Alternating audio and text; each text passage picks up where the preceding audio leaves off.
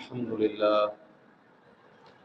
الحمد لله وكفى وسلام على عباده الذين اصطفى أما بعد فأعوذ بالله من الشيطان الرجيم بسم الله الرحمن الرحيم وذروا ظاهر الإثم وباطنه إن الذين يكسبون الإثم سيجزون بما كانوا يقترفون أما بعد والله أعلم بأسرار كتابه فقال النبي صلی اللہ علیہ وسلم بلغوا عنی ولو آیہ رواہ البخاری۔ عزیز سامعین کرام، نماز، روزہ، حج، زکوٰۃ صرف یہ عبادات نہیں، اسی طرح گناہوں کو چھوڑنا بھی ایک عظیم عبادت ہے۔ جہاں نماز ایک بہت بڑی عبادت ہے، روزہ ایک بہت بڑی سعادت ہے، وہاں گناہوں کو چھوڑنا بھی بہت بڑی عبادت ہے۔ بھائی، ایک آدمی سجدے تو کرتا ہے مگر اس کا اصل امتحان اس وقت ہوتا ہے جب اس کے سامنے گناہ کا موقع ہو، کوئی دیکھ بھی نہ رہا، نفس بھی آمادہ ہو اور بندہ صرف اس لیے رک جائے کہ میرا رب دیکھ رہا۔ تو آج کے معاشرے میں لوگ جہاں عبادت کچھ نہ کچھ کرتے ہیں، وہاں وہ گناہوں سے دور نہیں ہوتے۔ تو بھائی، پاک دامنی لازم و ملزوم ہے۔ آج کا جو ہمارا بیان ہے وہ یہی ہے، ترک گناہ ایک عظیم عبادت، ترک معاصی ایک عظیم سعادت۔ دین یا اسلام دو اصولوں پر قائم ہے، یعنی دین کے دو بنیادی مطالبات ہیں۔ ایک ہے تأمرون بالبر وتنہون عن المنکر، امر بالمعروف و نہی عن المنکر۔ اسلام ان دو باتوں پر بنیادی طور پر قائم ہے کہ اچھائی کو کرنا اور برائی سے دور رہنا۔ جہاں اسلام ہمیں تأمرون بالمعروف، نیکی کا حکم دیتا ہے، وہاں وتنہون عن المنکر، اور منکرات، گناہوں، نافرمانی سے ہمیں کیا ہے، روکتا بھی ہے۔ تو ایک مسلمان کی دو ذمہ داریاں ہیں۔ ایک ذمہ داری یہ ہے کہ وہ نیکیوں کی طرف مائل ہو، اور دوسری ذمہ داری ہے کہ وہ گناہوں کو چھوڑے۔ اس کے لیے جو طاقت درکار ہے، آخر وہ گناہ جن کا مزہ بھی ہے، وہ گناہ جن کا فائدہ بھی ہے، وہ گناہ جس سے بانچیں کھلی رہتی ہیں اور تر و تازگی ہوتی ہے۔ اب گناہ سے مزہ بھی آ رہا ہے، تسکین نفسی بھی ہو رہی ہے، واہ واہ بھی ہو رہی ہے۔ تو فرمایا کہ ایسے گناہوں کو چھوڑنا، تو وہ آخر اس کے پاس وہ کون سی طاقت ہوگی جو اسے مجبور کرے گی کہ ان گناہوں کو چھوڑا جائے؟ وہ ہے ایمان، اللہ رب العزت کی معرفت۔ وہ چیز ایسی ہے، اللہ کی معرفت ہوگی، اللہ تعالیٰ پر جتنا ایمان مضبوط ہوگا، گناہوں سے اتنا ہی دور ہوگا۔ ذات باری تعالیٰ نے فرمایا یا ایھا الذین آمنوا اتقوا اللہ حق تقاتہ، اے صاحب ایمان لوگو، اللہ تعالیٰ سے ڈرو جس طرح اس سے ڈرنے کا حق ہے۔ یعنی آپ کے پاس اتنا تقوی موجود ہو کہ جتنا تقوی آپ کو اللہ کا قرب نصیب کرائے اور برائیوں سے روکے۔ عزیز سامعین کرام، ذات باری تعالیٰ نے فرمایا وَلَا تَمُوتُنَّ إِلَّا وَأَنْتُمْ مُسْلِمُونَ، تم نے ہرگز فوت نہیں ہونا۔ اب یہ تو ہمارے اختیار میں نہیں ہے، ہر بندہ چاہتا ہے میں نہ مروں، مجھے عمر خضر عطا ہو، آب حیات پی لوں۔ کون مرنا چاہتا ہے؟ فرمایا کہ موت تو، زندگی اور موت تو ویسے بھی اللہ کے اختیار میں ہے۔ وَلَا تَمُوتُنَّ إِلَّا وَأَنْتُمْ مُسْلِمُونَ، تو کم از کم موت جب آئے تو مسلمان ہو کے فوت ہونا۔ مسلمان کیا ہے؟ یعنی فرما بردار ہو کے۔ مسلمان کا کیا معنی ہے؟ فرما بردار کس کا؟ नफ्स का, बीवी का, बरादरी का नहीं, अल्लाह रब्बुल इज़्ज़त का फरमा बरदार। फरमाया कि रब के फरमा बरदार हो के फौत होना, अगर इसके बगैर फौत हो गए तो बस जो मजे थे तुमने लूट लिए, आगे फिर वो जिल्लत, वो तंगी होगी कि जिसका तुम जो है दुनिया में तसव्वुर नहीं कर सकते। अब उस आयत की तरफ आते हैं कि अब जहाँ नमाज पढ़ना इबादत है, जहाँ रोज़ा रखना शहादत है, ज़कात अदा करना शहादत है, नेकी है, और हज अदा करना इतना बड़ा अल्लाह का इनाम है, वहाँ गुनाहों को तर्क करना भी नेकी है, बड़ी नेकी। बाज़ औक़ात किसी एक गुनाह को छोड़ना इंसान के बड़े दर्जे हो जाते हैं। ज़ात बारी ताला क्या फरमाती है, फरमाया कि वज़रू ज़ाहिरल इस्मि व बातिनहु, फरमाया कि तुम ज़ाहिरी गुनाहों को भी छोड़ दो और बातनी गुनाहों को भी छोड़ दो। तो अल्लाह रब्बुल इज़्ज़त ने फरमाया कि तुम जो नजर आने वाले गुनाह हैं मुआशरे में, उनको भी क्या कर दो, तुम छोड़ दो, क्योंकि गुनाह एक नहुसत है, उनको छोड़ दो। तो और बड़े बड़े इंसान गुनाह करता है, उसे भी भूल जाते हैं, लेकिन याद रखे जब मौत करीब आती है, मौत की बेकरारी उन तमाम गुनाहों के एहसास को जिंदा कर देती है, और फिर वो उतनी ही कर्बनाक मौत आती है।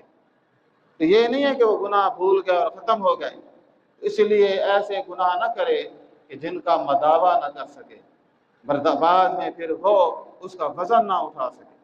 तो एक आदमी है, वो कितना वज़न उठा सकता है, और गुनाहों कई टनों के, तो उठा सकेगा नहीं। फरमाया कि तुम ज़ाहिरी गुनाहों को भी छोड़ दो, बातिन के गुनाहों को भी छोड़ दो, अंदर दिल के गुनाहों को भी छोड़ दो, नजर न आने वाले गुनाहों को भी छोड़ दो। वो हसद है, कीना है, बुग़्ज़ है, इससे बढ़कर बात करे तो वो कुफ्र है, ये भी बीमारी है ना, शिर्क है, इल्हाद है, तमाम चीज़ें। इन्नल्लज़ीना यक्सिबूनल इस्म सयजज़ौना बिमा कुन्तुम यक्तरिफून, फरमाया कि बेशक जो लोग गुनाह कमाते हैं उन्हें अनकरीब उनके आमाल का बदला दिया जाए। अज़ीज़ सामीन किराम, जिस तरह नेकी के अपने रूहानी असरात हैं, इसी तरह गुनाहों के अपनी वबाल है, अपनी नहुसत है। गुनाहों की जो पहली नहुसत होती है वो होती है नेकी की सआदत छीन ले। अगर किसी के वजूद को सेहत भी है, पैसे भी हैं, और जो है वक्त भी है, फिर भी वो नेकी नहीं कर रहा, तो वो देखे कि मुझसे अल्लाह ताला ने ये नेकी की सआदत छीन ली है। गुनाहों के वबाल से अल्लाह ताला से दूरी हो जाती है, और क्या है, नेकी की शहादत छीन ली जाती है। यहाँ पे जो लफ्ज़ है ना, सयुजज़ौना, अनकरीब हम तुम्हें बदला देंगे, तो गुनाह का फौरी वबाल होता है। भाई अल्लाह ताला की नाराज़गी ये वबाल नहीं है, नेकी से दूरी वबाल नहीं है, दिल का सख्त हो जाना वबाल नहीं है। तो फरमाया कि ये फौरन गुनाहों का सिर्फ सिला आखरत में नहीं, अदल व इंसाफ फ़कत हशर पे मौकूफ नहीं, जिंदगी खुद ही गुनाहों की सजा देती है। तो जी सामीन किराम, तारक गुनाह एक बहुत बड़ी इबादत है। तो आदमी को चाहिए कि जहाँ वो नेकी करता है, जहाँ वो भलाई के फेल करता है, अल्लाह ताला की खुशनुदी को अख्तियार करता है, वहाँ वो हर मुमकिन दिल का जोर लगाए कि वो बुराई से भी क्या करे, बचे। फरमाया कि बड़ा खूबसूरत नुस्खा नबी करीम सल्लल्लाहु अलैहि वसल्लम ने बताया। फरमाया कि इत्तकिल महारिम तकुन आबदन नास, फरमाया कि हराम कामों से बचो, बुरे कामों से, हराम कामों से बचो, गुनाहों से बचो, बुराई से बचो, तो तुम लोगों में सबसे ज्यादा इबादत गुजार हो जाओगे। इबादत गुजार वो नहीं जो नफलियां लेता है, नफलियां भी अदा करता है, सबसे बड़ा इबादत गुजार वो है जो जिसके दामन से गुनाह नहीं होते। आप सल्लल्लाहु अलैहि वसल्लम ने फरमाया कि भाई बुराई से बचो, किससे बचो, तुम सबसे बड़े नेक हो जाओगे। अगर कोई बुजुर्गी रुतबा अल्लाह के हुजूर हासिल करना चाहते हो तो फरमाया कि फिर बुराइयों से बचो, अपने दामन को दागदार न करो। भाई आदमी है, एक बड़ा वज़ाकता वाला आदमी है, वो लिबास दागदार नहीं पहनता, میں پہننا پسند کرتا ہے، لباس داغدار نہیں پسند کرتا، تو کردار کیسے داغدار پسند ہے؟ بھائی ایک آدمی ہر چیز کا کہتے ہیں اس گلاس میں بھی پانی نہیں پینا، فلاں ہوٹل سے بھی نہیں کھانا، اس میں وہاں مکھیاں بیٹھی ہوتی ہیں اور ان کا برتن بھی صاف نہیں ہوتے ہیں، انسان کرتا ہے نا۔ تو فرمایا کہ ان معاملات میں تو کرتے ہو اچھی بات ہے، نظافت انسان کی میراث ہے، مومن کی شان ہے۔ فرمایا کہ بھئی وہ پھر اسی زبان سے گالیاں دیتے ہو اور اسی سے اللہ اکبر کہتے ہو، زبان بھی تو پاک ہو نا، زبان بھی پاک رکھو، آنکھیں بھی صاف رکھو۔ تو فرمایا کہ اگر تم اللہ کے ہاں رتبہ پانا چاہتے ہو، نیکیوں کے ساتھ ساتھ برائیوں کو بھی کیا کرو، تم ترک کرو۔ عزیز سامعین کرام، انسان صرف کثرت نوافل سے درجات نہیں پا سکتا، ساتھ ہی گناہوں کو چھوڑنے سے وہ جو شان، جو مقام حاصل کر سکتا ہے۔ عزیز سامعین کرام، گناہوں سے بچا کیسے جا سکتا ہے؟ میں کیسے بچوں گناہوں سے؟ آپ کیسے بچیں؟ آخر ہمارے پاس وہ کون سی چیز ہے جو بھئی گناہوں سے بچنے کے لیے کام آئے گی؟ اللہ رب العزت نے قرآن مجید میں ایک اٹل فیصلہ بیان فرمایا۔ قرآن مجید کا ایک خاص اسلوب ہے، فرمایا وَأَمَّا مَنْ خَافَ مَقَامَ رَبِّهِ وَنَهَى النَّفْسَ عَنِ الْهَوَىٰ فَإِنَّ الْجَنَّةَ هِيَ الْمَأْوَىٰ۔ فرمایا کہ بس جو آدمی اللہ رب العزت کے حضور کھڑا ہونے سے ڈر گیا، میں تو اللہ تعالیٰ کے ہاں پیش ہوں گا، تو وہاں میں کیا منہ دکھاؤں گا؟ کم از کم جو ہے وہ منہ دکھانے کے قابل تو ہوں کہ منہ دیکھ لیا آئینے میں اور داغ نہ دیکھے سینے میں، اور اندھا ہوا ہوں میں نامہ اعمال دیکھ کر کہ جتنی خاک اڑائی تھی آنکھوں میں پڑ گئے۔ تو فرمایا کہ قرآن نے بھی اسی بات کو بیان کیا کہ منہ کالے ہوں گے، تو منہ مکالا کر کے اللہ کے حضور کھڑا ہونا۔ وَأَمَّا مَنْ خَافَ، جو آدمی خوف کرے، ڈر جائے مقام ربہ، اللہ رب العزت کے ہاں کھڑے ہونے سے، قیامت سے، حساب سے، فرمایا ڈر گیا۔ وَنَهَى النَّفْسَ عَنِ الْهَوَىٰ، ایک خوبی بتائیے وہ کیا تھی؟ فرمایا کہ وہ نفس پرستی نہیں کرتا، نفس پرستی سے رک جاتا ہے، نفس کی بندگی سے رک گیا۔ آج انسان جو بھی دل نہیں کر رہا، میری مرضی اور اس طرح کی کئی تصورات، تو فرمایا کہ وَنَهَى النَّفْسَ عَنِ الْهَوَىٰ، اس نے اپنے نفس کی خواہش کو روکے رکھا۔ نفس کی خواہش کو روکنا سب سے بڑی غلامی یہ ہے کہ نفس پرستی کی ہے۔ اتنی بڑی سعادت ہے، اللہ تعالیٰ نے فرمایا کہ جو بندہ نفس کی غلامی نہیں کرے گا فَإِنَّ الْجَنَّةَ هِيَ الْمَأْوَىٰ، اس کا ٹھکانہ کیا ہوگا؟ جنت ہوگا۔ قرآن مجید نے اتنی تیزی سے اس کی جنت کا اعلان کیا، فرمایا کہ دو باتیں بتائیں۔ کون سی؟ اس کا ایمان یہ تھا کہ وہ اللہ کے حضور کھڑا ہونے سے ڈرتا ہے اور نفس پرستی کو چھوڑ دیتا ہے۔ فرمایا ایسے بندے کو ہم کہاں ڈالیں گے؟ فَإِنَّ الْجَنَّةَ هِيَ الْمَأْوَىٰ، یعنی اگر کوئی آدمی اس بات کو سمجھ لے، نفس پرستی کو چھوڑ دے، تو فَإِنَّ الْجَنَّةَ هِيَ الْمَأْوَىٰ، یہ مولوی کا یا پیر کا لکھا ہوا نہیں، یا کوئی تعویذ نہیں، یا ٹکٹ نہیں کہ یہ لو اور قبر میں لے جاؤ تو جنت پہنچ جاؤ گے۔ یہ اللہ کی تصدیق ہے، اللہ کی طرف سے سرٹیفکیٹ ہے۔ جو آدمی نفس پرستی سے بچا فَإِنَّ الْجَنَّةَ هِيَ الْمَأْوَىٰ، اس کا ٹھکانہ کیا ہوگا؟ جنت ہوگا۔ تو عزیز سامعین کرام، سب سے زیادہ گناہ کی طرف مائل انسان کو کرنے والا نفس ہے۔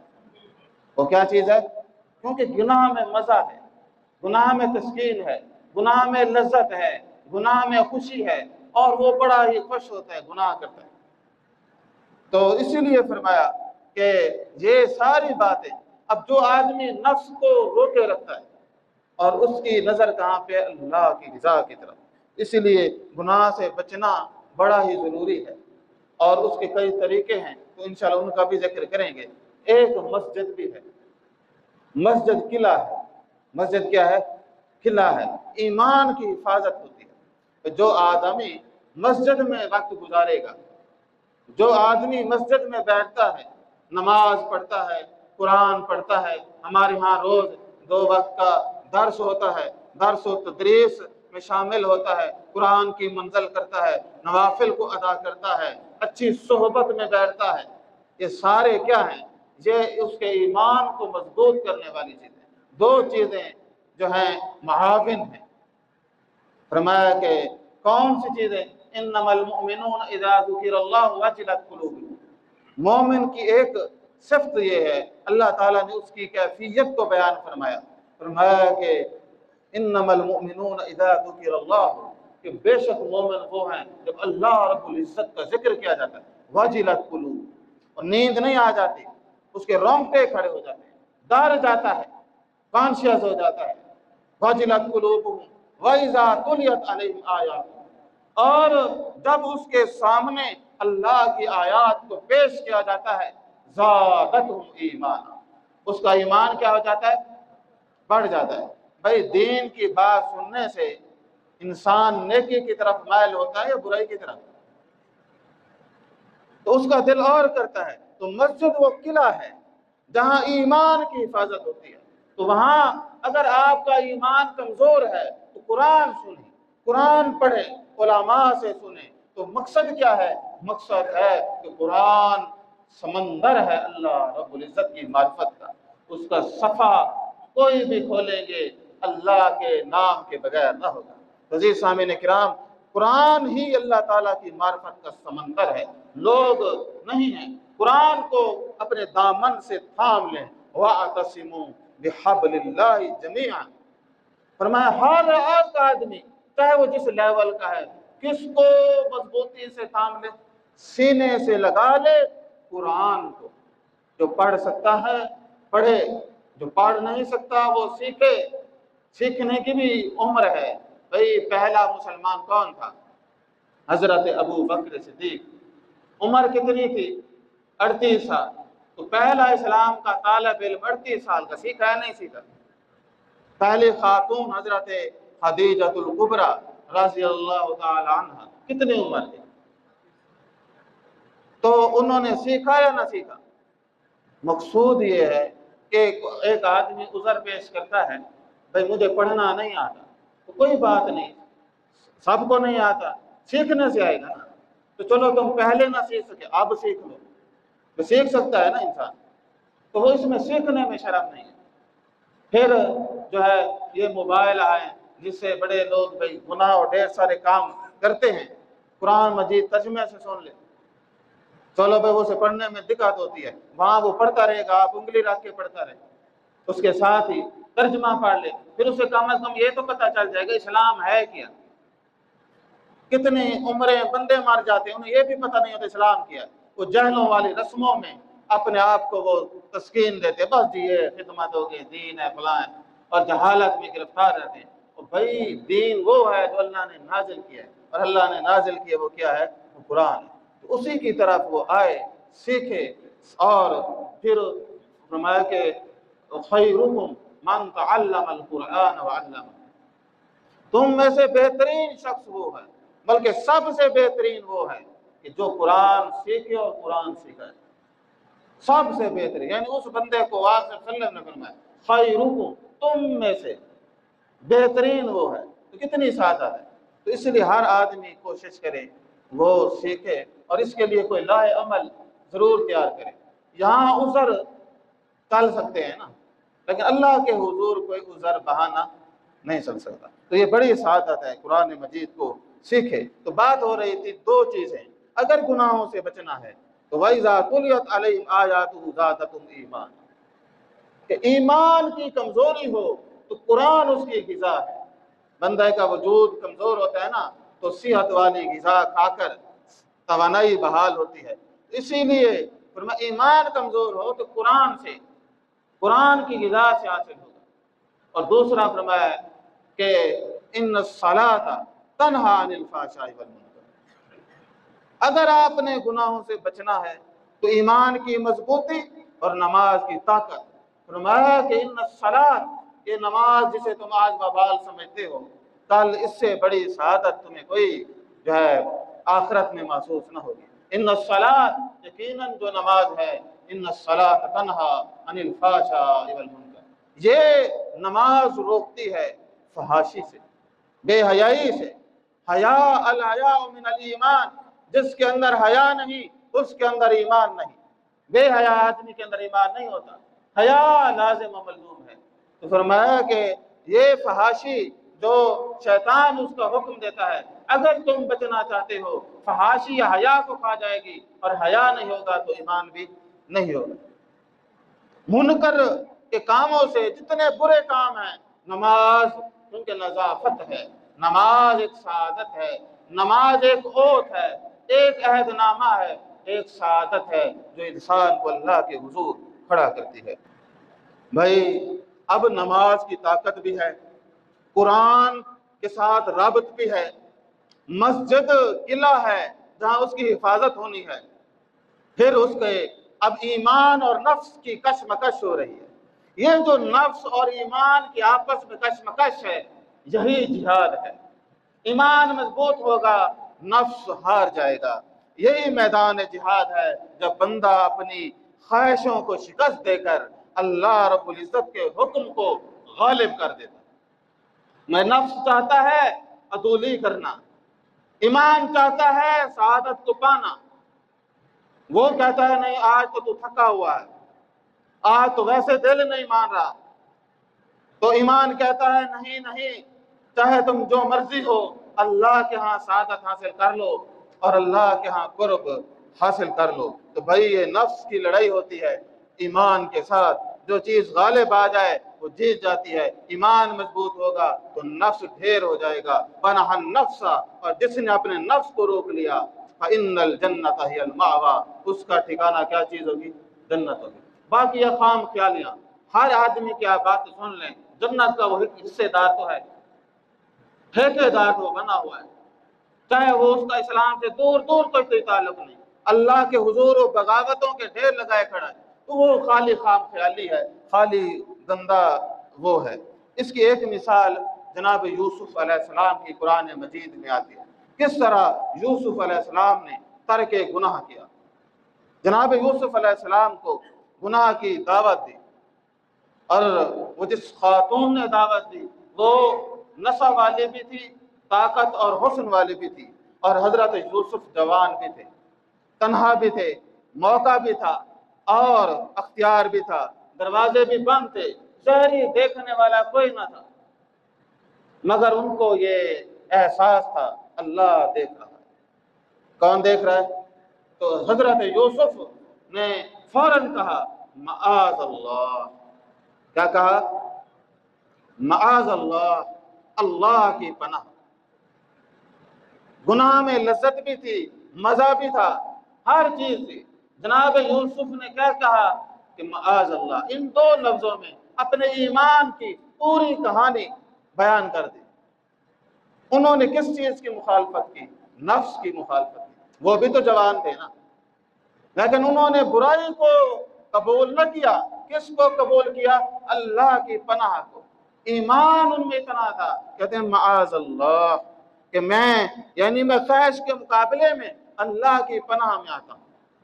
اگرچہ اب کوئی نہیں دیکھ رہا، میں ملکہ کے ساتھ تعلقات ہونے سے کتنے فائدے حاصل کر لیتے، لیکن انہوں نے یہ لوگوں کی اپنے نفس کے مزے کو چھوڑ کر کس کی جو ہے رضا حاصل کی؟ اللہ رب العزت کی، کیونکہ ان کو پتہ تھا چند لمحوں کی لذت پہ اللہ کی محبت کو قربان نہیں کیا جا سکتا۔ اللہ رب العزت نے ان کی شان کو پھر قرآن مجید میں بیان فرمایا، اور ایک جملہ کچھ یوں بھی تھا كَذَلِكَ لِنَصْرِفَ عَنْهُ السُّوءَ وَالْفَحْشَاءَ إِنَّهُ مِنْ عِبَادِنَا الْمُخْلَصِينَ، اسی طرح ہوا تاکہ اس سے برائی اور بے حیائی کو دور کر۔ یہ اللہ کی رحمت تھی، اللہ تعالیٰ کی مدد، چونکہ وہ اللہ کی پناہ میں ہے، اللہ نے انہیں وہ قوت ایمانی بخشی، فرمایا کہ وہ بے حیائی اور برے فعل سے کیا ہو گئے؟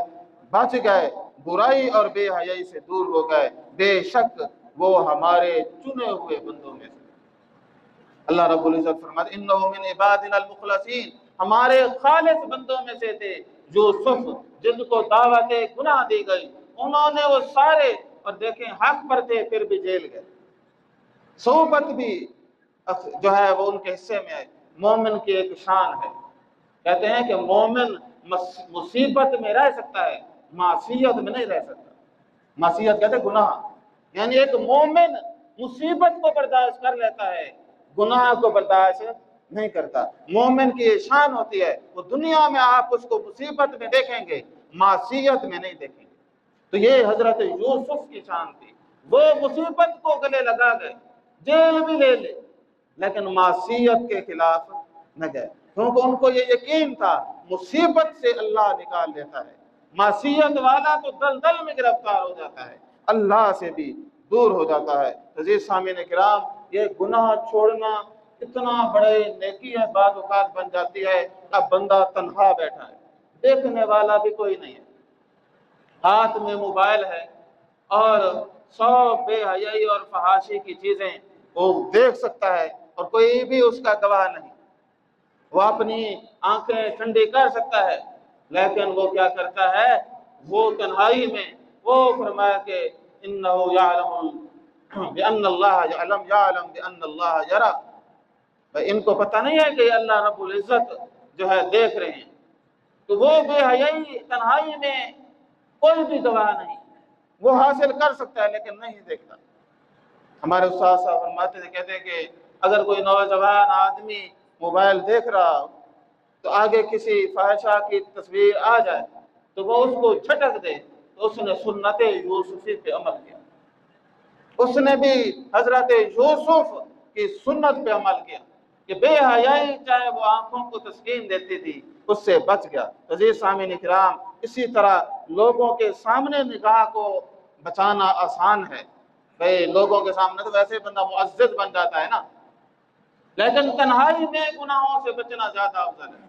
اور بعض تو یہ کہتے ہیں کہ انسان کا ایمان وہی ہے جو اس کا تنہائی میں ہے، لوگوں کے سامنے تو وہ ویسے بھی جو ہے وہ دنیا دار بندہ بھی حاجی صاحب بننا بیٹھا ہوتا ہے، تو فرمایا حقیقت میں وہ جو تنہا ہے وہی اس کا ایمان ہے۔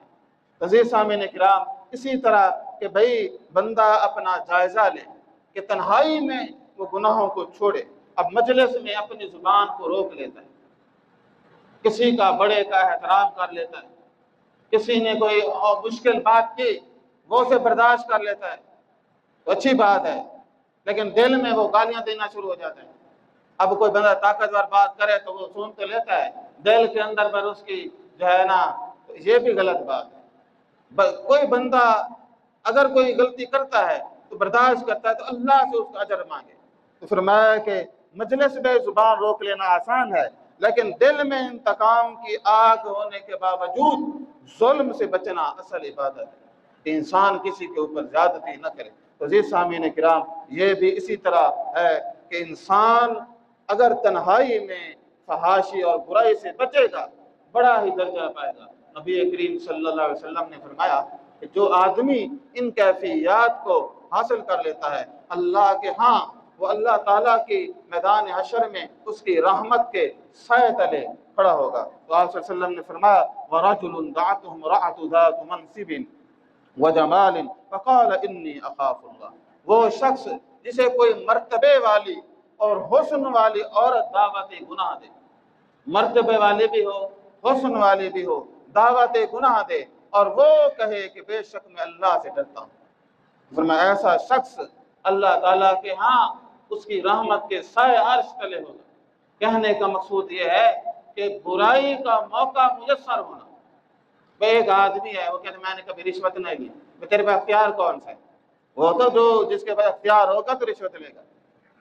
تو انسان اپنی ڈومین میں دیکھے کہ میرے پاس اختیار کیا ہے اور میں کیا ہے، ایک تاجر ہے تو وہ بےایمانی اس کا امتحان ہے۔ ایک تاجر کے پاس دو راستے ہیں، ایک حلال اور دوسرا حرام، اب اس کے ایمان اسی پیمانے پہ طے ہوگا کہ وہ حلال کو حاصل کر رہا ہے یا بےایمانی کر رہا ہے۔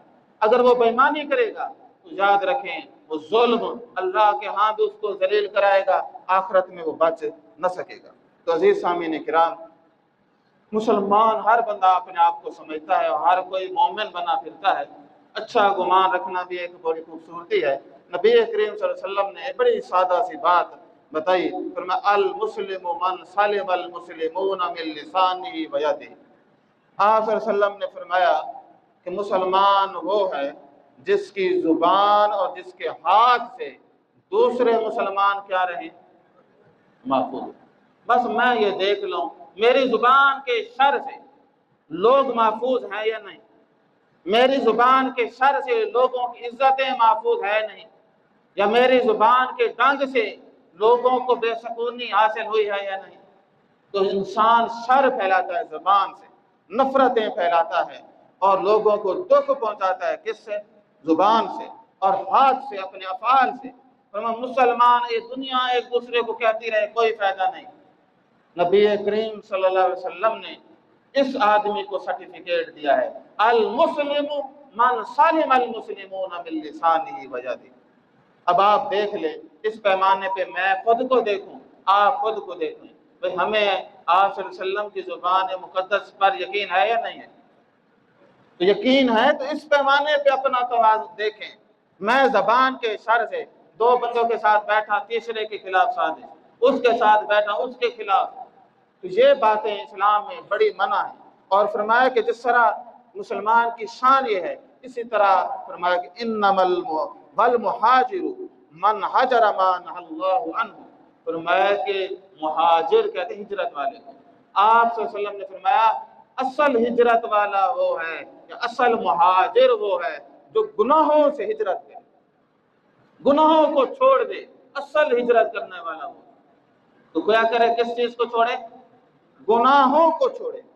اگر کوئی آدمی گناہوں کو چھوڑتا ہے، دیکھیں اسلام قبول کریں، ماضی کے گناہ معاف۔ آپ نے فرمایا ہجرت کرو، ماضی کے گناہ معاف، تو یہ بات اس میں شامل کر دیں۔ جو آدمی گناہوں کو چھوڑ کر نیکی میں شامل ہو جائے، اس کے بھی سارے گناہ معاف۔ عزیز سامعین کرام، تو یہ بات بتائی۔ اور گناہ دو طرح کے ہوتے ہیں، ظاہری گناہ اور باطنی گناہ۔ انسان بعض اوقات ایسے گناہ کرتا ہے کہتے اس کا تو مجھے خود کو چلو نقصان ہے، کسی اور کو تو نہیں کر رہا، وہ نفس کو زخمی کرتے ہیں، وہ ضمیر کو مجروح کرتے ہیں۔ گناہ کی نحوست چاہے وہ انفرادی ہو چاہے وہ اجتماعی ہو، نقصان دے۔ تو جہاں نیکی کرنا سعادت ہے، نیکی کرنا عبادت ہے، نیکی کرنا اللہ کی قرب کا ذریعہ ہے، وہاں گناہوں کو چھوڑنا بھی بہت بڑی سعادت ہے۔ مثلا ایک معاشرہ گرفتار ہے اللہ تعالیٰ کی نافرمانی میں، وہ رسم و رواج میں، اس ثقافت اور کلچر میں، یا وہ بدعات میں گرفتار ہے۔ کوئی آدمی احیاء سنت کا یہ فعل کرے تو وہ سب سے بڑی عبادت ہے، صرف اس گناہ کو نہ کرے۔ کیا کرے؟ اس گناہ کو نہ کرے، یعنی وہ جو رواج ہے، وہ جو رسم ہے، وہ جو ثقافت ہے، وہ جو بدعت ہے، اس کو چھوڑ دیتا ہے، کتنا بڑا ثواب ہے۔ کسی سنت کو احیا کرنا، آپ صلی اللہ علیہ وسلم نے فرمایا بڑے ثواب ہے۔ لیکن جو آدمی میری سنت کو زندہ کرے گا، اس کا کتنا بڑا اجر ہوگا۔ تو پھر تو بندہ اگر کوئی یہ معاملہ کرے تو وہ تو بھائی بھائی کے خلاف ہو جاتا ہے، اور پتہ نہیں کہاں سے کہاں بات تک چلی جاتی ہے۔ حالانکہ بھائی ہے تو رسم رواج ہی ہے نا، وہ کہڑے بھائی جڑا ہے نا زندگی موت کا مسئلہ ہے، لیکن نہیں، اس میں لوگ ایکسٹریم ہوتے ہیں۔ بھائی براشرہ برادری کسی کا اس طرح، اس لیے تو بھائی کار نہیں کرتی، نماز نہیں پڑھتا یا یہ کبھی روزے نہیں رکھتا، وہ تو بھائی ہے۔ لیکن اگر وہ ان کے کلچر کو چھیڑے، رسم و رواج کو نہ کرے، پھر وہ خون جوش مارنے لگتا ہے اور وہ آپے سے باہر ہو جاتے ہیں۔ اس لیے فرمایا ترک گناہ بڑی عبادت ہے۔ اور جو اجتماعی گناہ ہے، خاص طور پہ جہاں پہ فنانشلی ایشو آتے ہیں، پیسوں کا مسئلہ ہے، وہ تو بڑے لازم ہیں کہ انسان جو ہے نہ کرے، کیونکہ لوگوں کے سامنے برا نمونہ بنے گا۔ اس کا نتیجہ یہ ہوگا کہ باقی معاشرے کے لوگ غربت والے وہ بھی پریشان ہوں گے۔ اس لیے لوگوں کے لیے آسانی پیدا کرنے کا ایک خوبصورت طریقہ یہ ہے کہ سادگی کو اپنایا جائے، آسانی کو اپنایا جائے، تاکہ اس کے قرب والے لوگ بھی آسانی میں۔ ایک بڑا آدمی سادگی کا عمل کرتا ہے، پیسے والا ہے، طاقت والا ہے، تو دوسرے رشتہ دار کہیں گے جب وہ بڑا آدمی پیسہ ہونے کے باوجود سادگی اپنائیں، ہمیں بھی سادگی اپنائیں۔ تو کتنے قرضوں سے، کتنی پریشانیوں سے، 2 دن کی خوشی ہوتی ہے شادی کی، 10 سال قرضہ نہیں اترتا، پھر فائدہ ہے؟ تو سادگی کو لے آئے۔ تو آج کے اس معاشرے میں کسی رسم کو چھوڑنا، کسی رواج کو چھوڑنا، کسی بدعت کو چھوڑنا، یہ بہت بڑی نیکی ہے۔ حالانکہ کر کچھ نہیں رہا، صرف چھوڑ رہا ہے۔ گناہوں کو چھوڑنا بھی عبادت ہے۔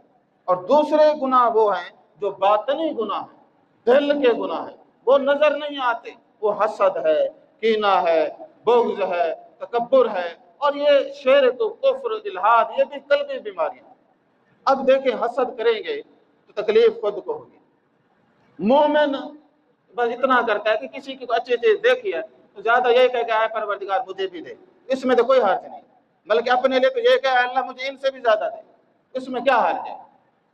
لیکن یہ حسد کرنا میرے پاس ہی نہیں ان کے پاس ہی نہ ہو، تو یہ بری بات ہے۔ اللہ تعالیٰ سے مانگو جس کو جتنا مانگو، تو فرمایا کہ وہ تو اس کی شان ہے۔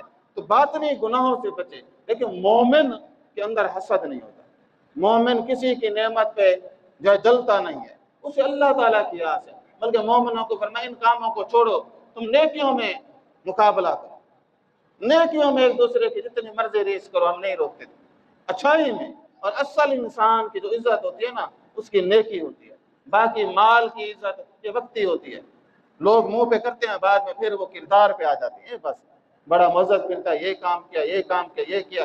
تو اس لیے بندے کا اصل وقار اس کا کردار ہوتا ہے۔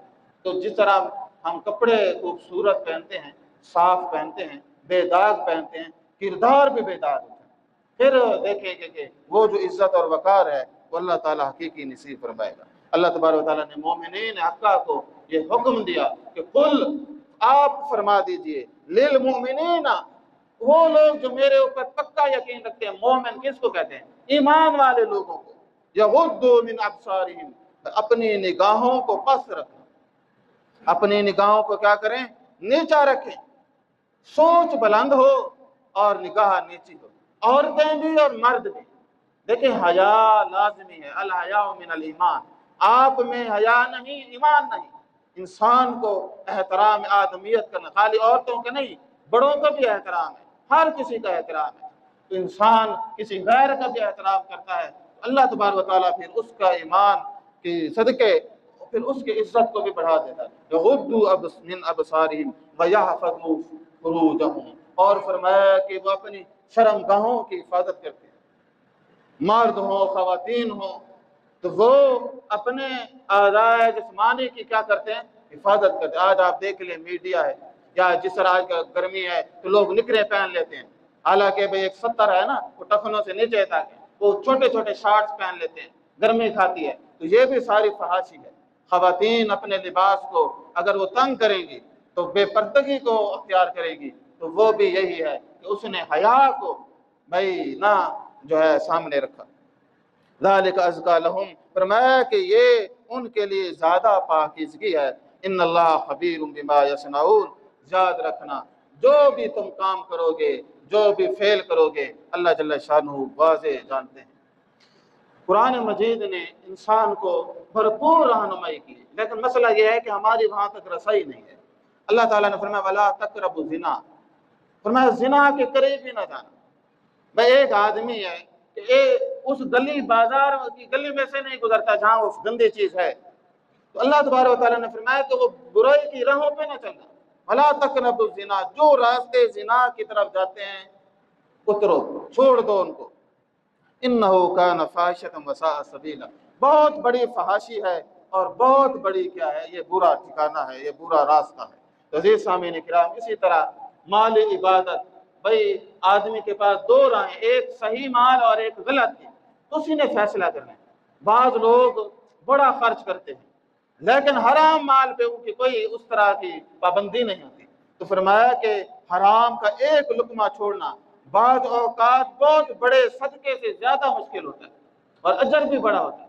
تو انسان اپنے گھر کا چونکہ ذمہ دار ہے، تو اپنی اولاد کو کیا ہے؟ رزق حلال کھلائے، تھوڑا ہو لیکن حلال ہو، برکت والا ہو۔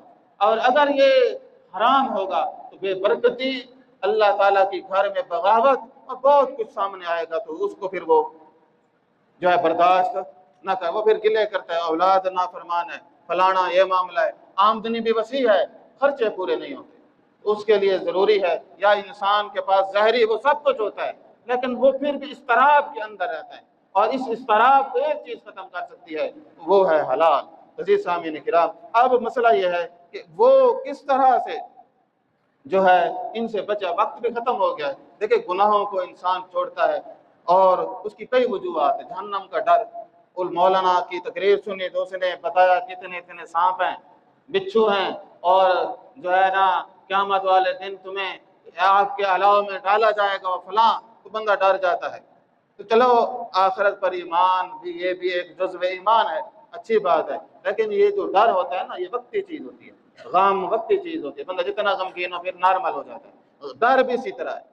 اگر کوئی آدمی باقاعدہ گناہوں سے دور بھاگنا چاہتا ہے تو اس کے لیے ہے اللہ کی معرفت، اسے وہ یقین کامل ہو کہ اللہ دیکھ رہا، وہ اللہ تعالیٰ کی محبت میں اللہ تعالیٰ کی عظمت کو سامنے رکھ کے کہتے ہیں نہیں، میں سب کچھ کر سکتا ہوں، اللہ کی ناراضگی کو حاصل نہیں کر سکتا، میں سب کچھ قربان کر سکتا ہوں، مجھے یہ برداشت نہیں کہ میں اپنے رب کے حضور برا ہو جاؤں۔